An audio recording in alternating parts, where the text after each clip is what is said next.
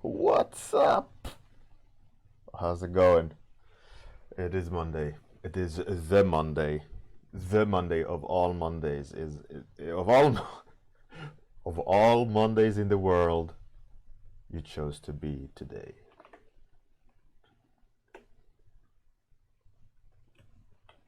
Study Monday. And I already hear an oh yeah. Where did I mess up there? Has there ever been? There has been. I don't know, confused. Hey, Atsuki, number 7, the powerful number 7, and Bruno Romanos. And check this out, guys. They let me know over the weekend. We got these now. Time is up, and Study Monday. Now we can spam Study Monday button. Eric and Ricky, how's it going?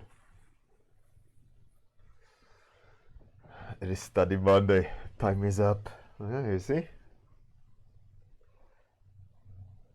Invis graphics. Yeah. I mean, I can change them, but at least we have something, right? At least we got something to play with. New button to play with. Study Monday. And as per usual, if you want to do the study, apostrophe ref, and you'll get the reference. I chose this reference. I'm gonna have to darken the camera a bit here because the subtleties are lost. Oof, now I'm in the dark. There's the dark mode. It's the night mode. Maybe not. Maybe you gotta see me a little bit at least. So what I chose about this is what I'll try to study. The reasoning behind the reasoning behind this reference is one, the fog, the environmental fogging, depth cues there, how we look into the image. Well, let's do it like that. So, and the way the white snow interacts with the stairs. I'm not so much worried about the side of the walls, but what I like is the stairs and how the rhythm, especially in this area, that area, and how this is. That's going to be the main focus of this study. I'm going to study the depth cue like that as well. Try to not so much understand it because I understand what's happening, but I'm going to look at just the general feel of it, how the highlight and darks change in depth compared to front, compared to back, right? That's the general idea. That's the study.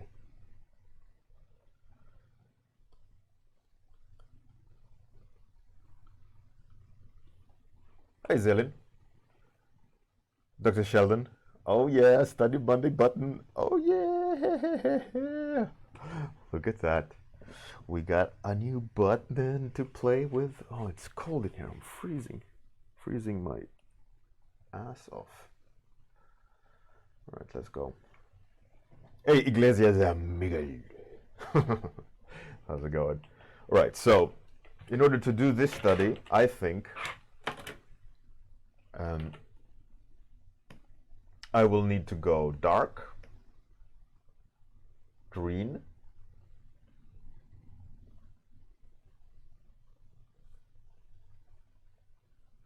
why isn't it green? Oh shit, I put it on grayscale. Nice. There we go.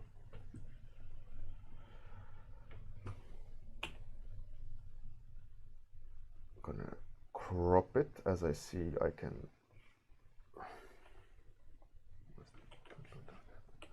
So I think the green here, I was kind of shooting from the hip as I didn't see more brown, I think.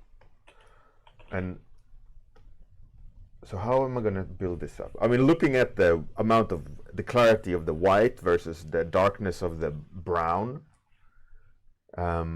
compared to at the top of the stairs, everything goes more towards blue, especially the shadows, because we can see the mountain in the back and the white is almost the same. So that means just more nuking the darks than anything. So I'm gonna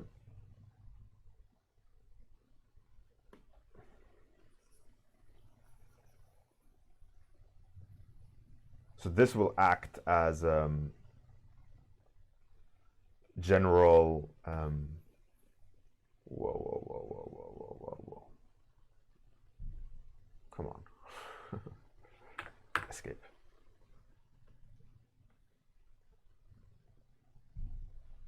Okay, the count is a bit too high.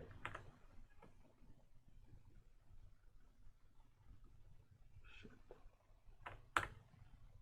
That's very not helpful. All right. So this will act as the gradient that I need to keep an eye on. I'm gonna cool it up, make it a bit cooler. So I'm gonna be trying, that's gonna be like the dark parts, right? Invis graphics, don't you dare crashing on me. So the idea here, right? So that the darkest, this bright part now is the shadows, because you can see the shadows are going from a gradient from here to here. It's dark over at the bottom, right? So that's something I need to kind of keep in mind, right? That I need to maintain the shadows, that they are not high contrast. And you can introduce a little bit darker here because it's coming forward a bit more.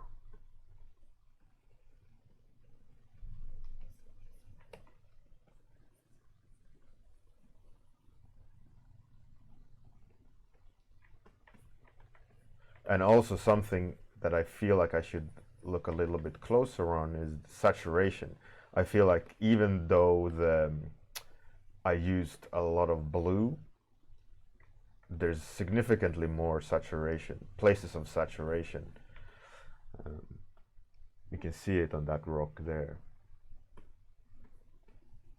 And also I think by popping some more, boosting the saturation without changing the value, will make it come alive a little bit more. Hey Weeping Jay, how's it going?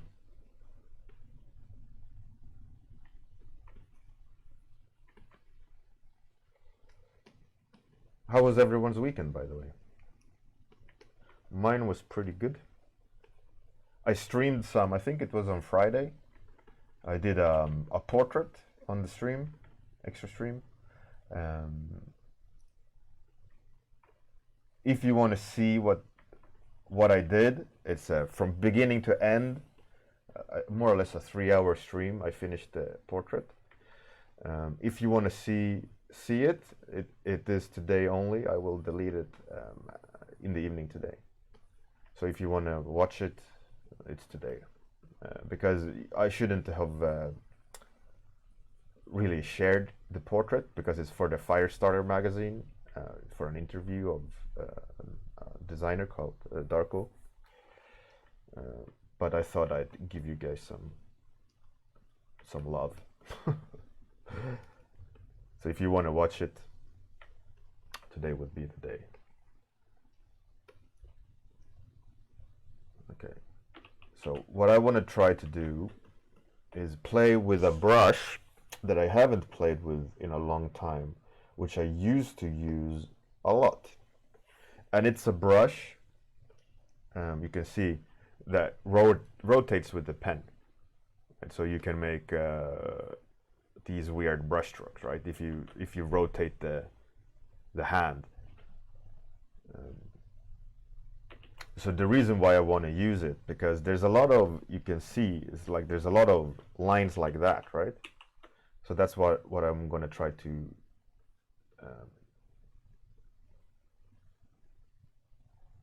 emulate, because I don't want to go in and with a square brush go in and have to erase the square brush too much, because there's so many horizontal lines like that, right?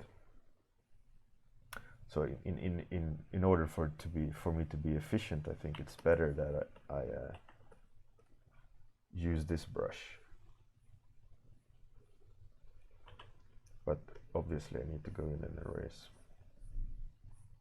And I'm not going to try to make the exact step count and so on. All I'm going to focus on is the feeling of the snow and the contrast.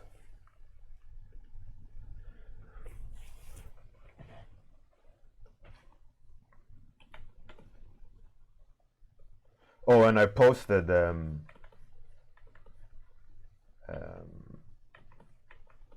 what I deemed the Moth Queen to be finished, together with the mermaid and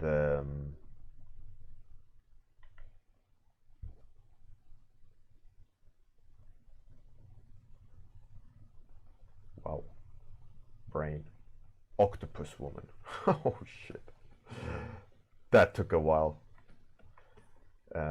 Yeah, so it's on my ArtStation if anyone want to see. But I didn't work on the Moth Queen too much, other than just kind of tweak it a little bit.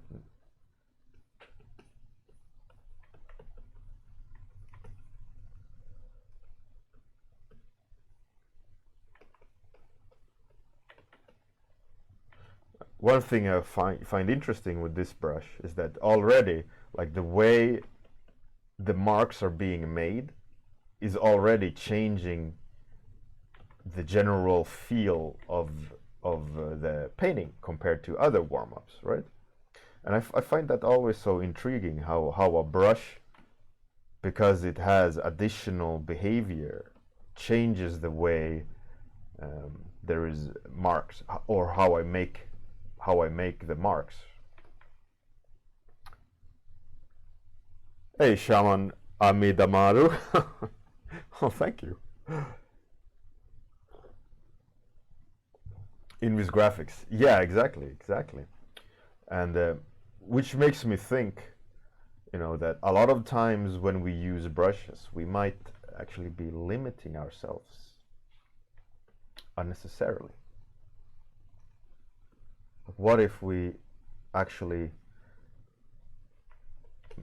use dynamic brushes more, but in a way where we have really considered how we want to use them? But it's not easy if you don't know what you use them for, right? Right. In this instance, I decided to switch the brush because of that fact that I'm doing stairs, and I want a lot of horizontal lines. But I'm still not switching the brush, right? I'm angling the brush to the other side so I can get the fat edge. And it just changes the behavior of the painting. And that's why, for example, also, I use more than one brush, because I like to break the marks a brush makes by using a second brush. Hopefully that makes sense.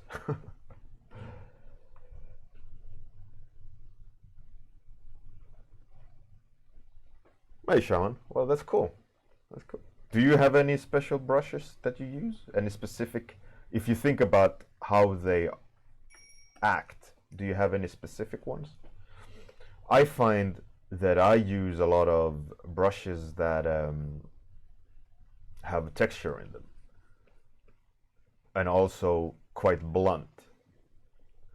Like I know a lot of other artists, for example, something that I've never really understood, and I want someone to coach me or understand what they're talking about, because I'm not I'm not generally a technical person, but I know one of us,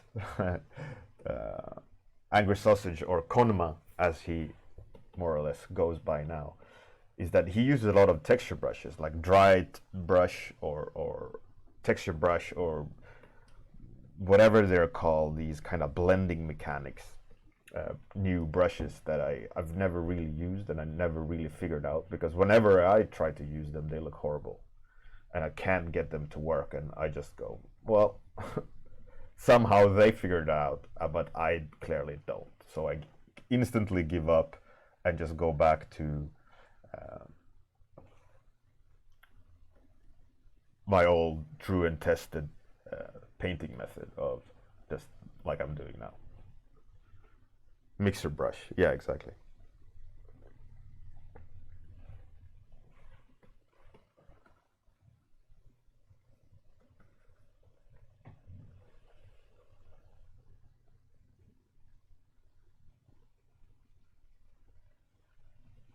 Shaman, right.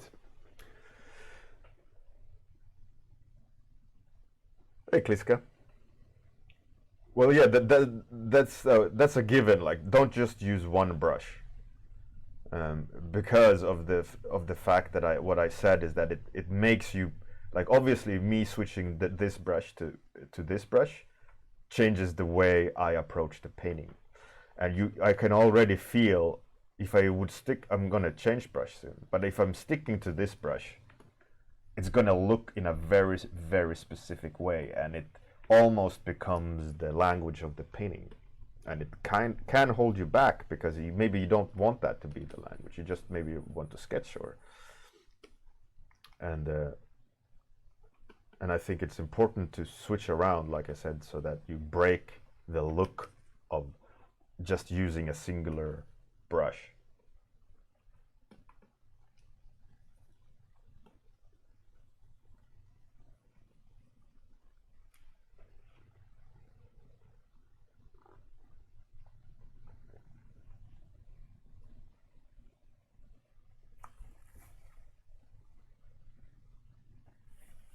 Bruno Romanos. Yeah, that is also an interesting thing, like making a selection and then painting in the selection and outside of the selection. I mean, it gives you the opportunity to use the brush you're using in a way that doesn't corrupt doesn't corrupt the edges, right? So then you can make a move like this, for example, straight through the form, but you get a nice consistent line. So it becomes a lot more controlled and attractive, and which you wouldn't really get the same way like I'm doing now, where I'm not using a selection and I'm trying to paint the edge, right? And that in that return it makes it ugly, and so, or dirty edge, or unclean edge. That looks like an extremist talking about someone else. The unclean, the fanatic. Hey, Voodoo Breakfast, how's it going? Narrator, what's up? Yeah, so by using a selection, you can get some really nice results. And it's the same way. If you only use selections all the time, you're gonna end up making a very stiff painting. But if you mix it up, and for example, like now I've sketched most of the painting up already, and by making like Bruno Romano suggested, we started talking about selections. So I started using them, and that changes, like, every edge here that I'm using now with a selection. It's starting to transform the way, like, the image looks. and talk, well, communicates, right? Because the edge works become more complex, and you can see it on a lot of beginner artists where they don't have edge control, they don't have brush variety, they don't have understanding of that it's required. So what a lot of times you see is the same brush treatment across the whole image, and the like the subtleties gets lost, and you can kind of spot a beginner that way due to that fact, you know, that edge control or the texture variation, or it's not really fully there because everything has been treated with the same brush and everything has the same fidelity, kind of, you know, so that there's no variety, there's no ebb and flow, there's no dynamics in the painting, and in that return it can become quite stiff and boring to look at, or messy, because you're just using chalk brush constantly at the same same size, or zooming in unnecessarily and, you know, making it crazy detailed or high contrast, and it kind of loses its power.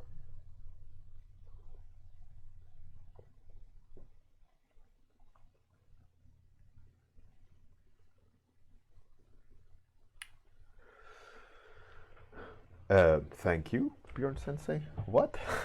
What did I do? What did I do? Atsuki. But yeah, that brush, that sounds good, but you also got to be careful, like, of overusing the brush, where it just becomes the brush when it is very evident that it's just that brush constantly being used. And that's why, for example, it is important to have a couple of brushes that you can alter the marks with. Like, I feel like I should talk about mark making in a whole warm-up of itself, and because I haven't given it a lot of thought, but now I'm starting to talk about it, I remember certain things that I kind of, a long time ago, when I started learning, I wanted to figure out mark making, because I looked at artists like Levi Peterfi, who's a great speed painter, and he has a very lovely mark making. And by mark making, same with Jamie Jones, as an example, I mean, you can, for me, I summarized it as the start and stop of a brush mark, right? So a brush mark is the beginning, like that edge, and the end, that edge, and the body of it, right? What it does. So a mark is made. Now the start and finish is different, or is arbitrary. But what I'm looking for in the mark is the horizontal line.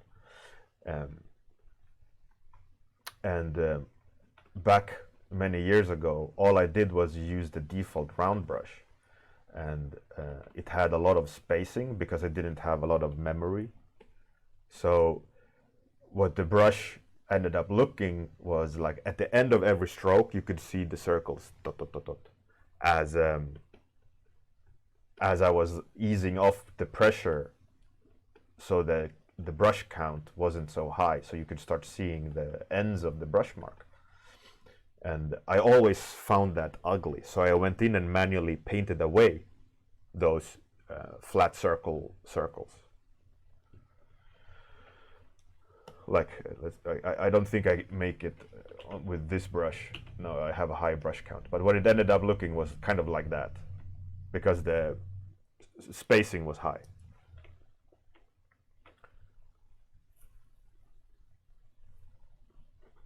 Hey, Buka. Kliska. Well, that's interesting.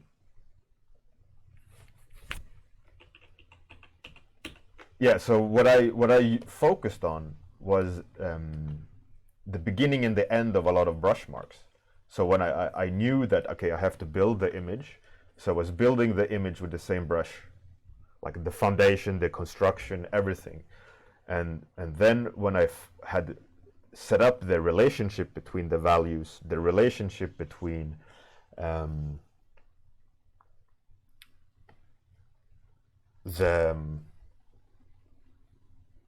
what's it called?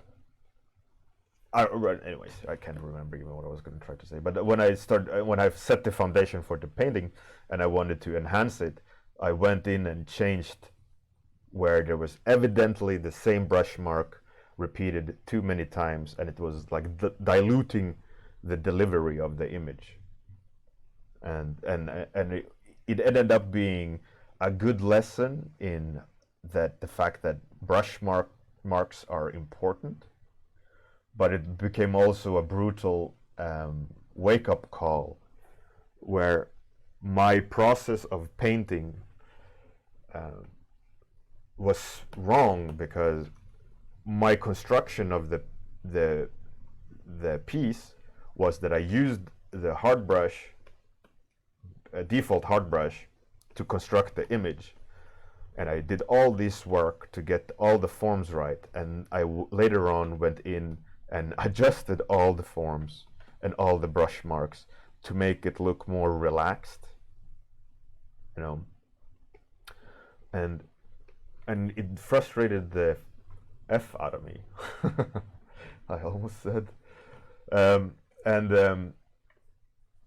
then this was many years ago. Then some artists like, let's say, Jamie Jones started popping up, and but back then it was always Craig Mullins who was this behemoth of art skills, right? That you just shook your head and didn't understand how the hell you're doing it. Anyways, and then artists like Jamie Jones started coming, and first they didn't share their process, but they had these vivid marks and these textures that looked so easy, and like I sat there and looked at their images and just screamed at the monitor, more or less, like, "How these?" Oh! And I sit there with my round brush and then going over the painting, like deconstructing the marks and trying to make them look better than the singular brush being repeated, and then they started showing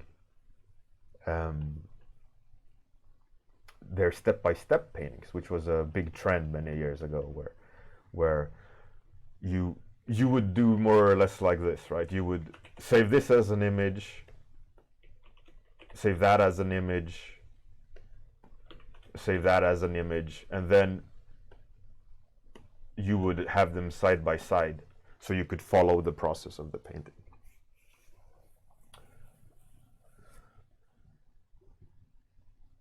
And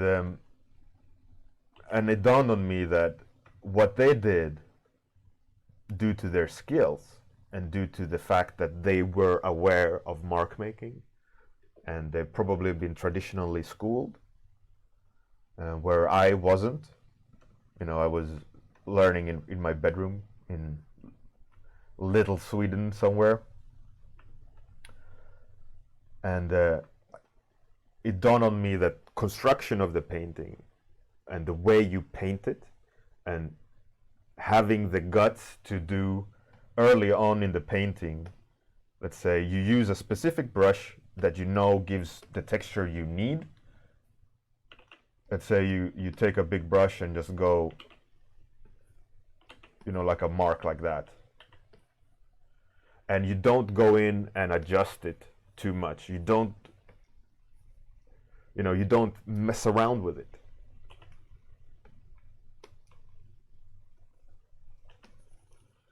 But you have to go in and adjust it, because it's digital, right? It's not a brush, it's not a physicality to it. So you got to go in and adjust the mark. But as the moment I realized that I have to do that to make it look relaxed and make it look dynamic, I stopped using the default round brush, even though I absolutely loved it. The feeling of using the default round brush is just lies so close to my heart, and it's like you can just carve the form. But I realized that it doesn't produce a beautiful picture. So that's why, for example, I use a textured hard brush, more or less, so that which is this one, which has that texture to it,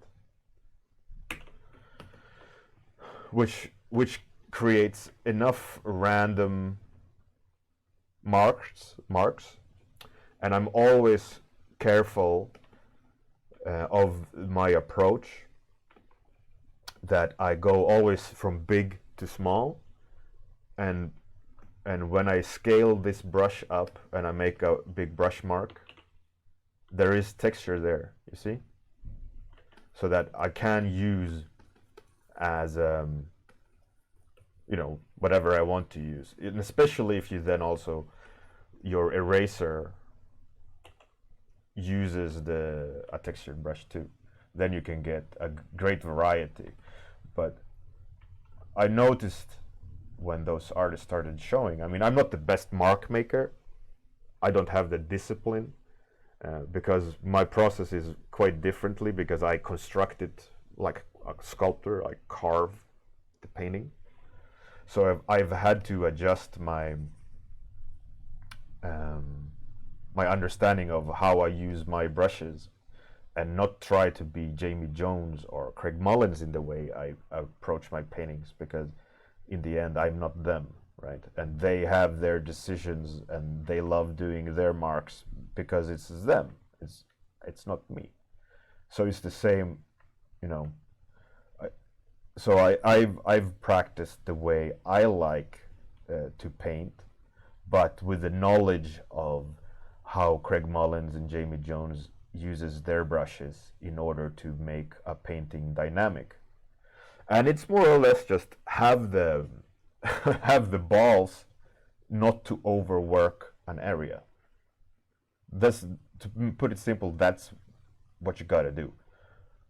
Big brush to small brush, and leave areas as a suggestion rather than definition everywhere, because the moment you start defining everything, the more you remove it from kind of a dynamic readability, if that's even a word or a technical term. So a lot of times you got to also consider, okay, where is there not enough information in a dynamic way? You know, so sometimes when I make a painting, I see it's like, okay, it's a little bit too samey, I don't like it. So then I make a big brush or make a selection, like Bruno Romanus mentioned, you know, like, okay, this shadow and the plateau on top, I don't like the look of. So I'll make a selection, make some big brush marks, inverse the selection, and then take another textured brush, you know, that makes a mark like that maybe, and go back in and add a little bit of like dynamics, like a looseness to it, just so that it doesn't stagnate and just becomes the same brush work and control. Frenchy, why I don't use white? Because it is not white. And if I use a color with the white, if it's almost white with a hue in it, any interaction it does with any other color will have that information in it. So if you use white or black, what Photoshop does is it doesn't dynamically adjust the saturation. It mathematically goes from that pixel value to that pixel value. So if you use black and you paint on top of red, it doesn't make it vibrantly darker red. It adds zero color information and just lower value on that red. So then it makes it darker, but towards gray, because it neutralizes the color red. It doesn't boost saturation. So if you have, you say, for example,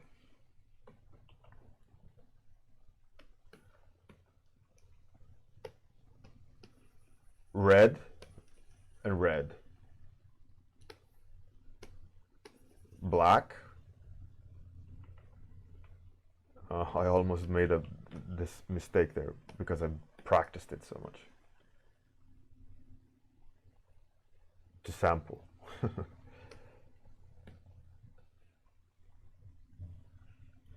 So this left is using full black. There is not a big difference. And this is just by using black once. But then what if you're using black again on top and then red on top and then black on top? You see how it turns to gray quite fast.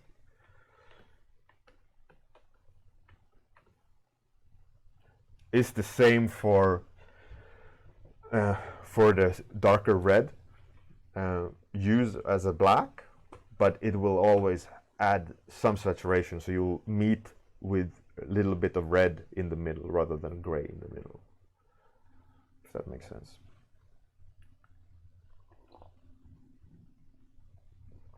So what you always got to do if you want to make a vibrant gradient between colors, because every time you use a color on top, it meets in the middle. So what you got to do is you know, if you want to make it look alive, you have to go in and manually boost instead of just. That's why, for example, they say never use black and white when painting. That comes from traditional media because it does the same thing. Because when you're painting and you put black on top, the pigment in the black gonna start dictating the saturation.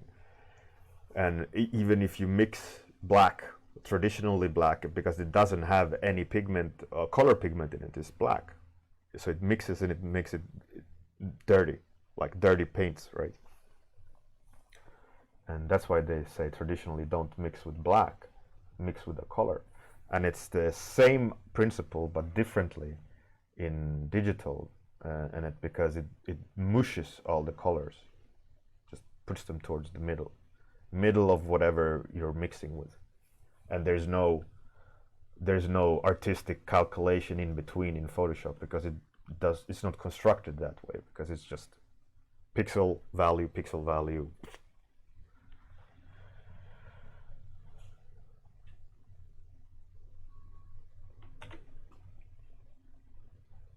So be careful of that. And that's why I don't use white. I always have a color in it. Unless I want really, really strong highlights, then yes, but I don't construct the painting with white and black. An interesting I played around with, recently, is using soft light. And then you can use a color, and then you paint into it, and you can get some nice dark shadows. And an interesting thing with that is that with the soft light, you also maintain brush marks, but you can go in and boost some contrast here and there with a textured brush or a soft brush or whatever you want. But also what it does is it has a bit of color in it. So you shouldn't use black on soft light. You should use a hue, dark hue. So it adds a little bit of an additional layer of dynamics.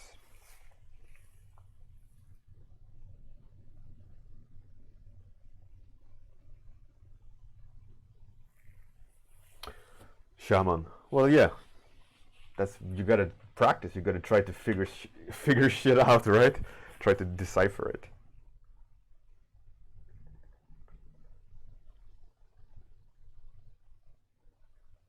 This graph.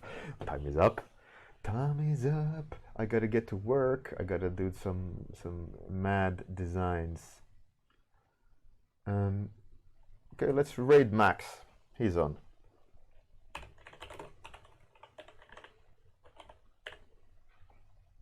Max is a great artist.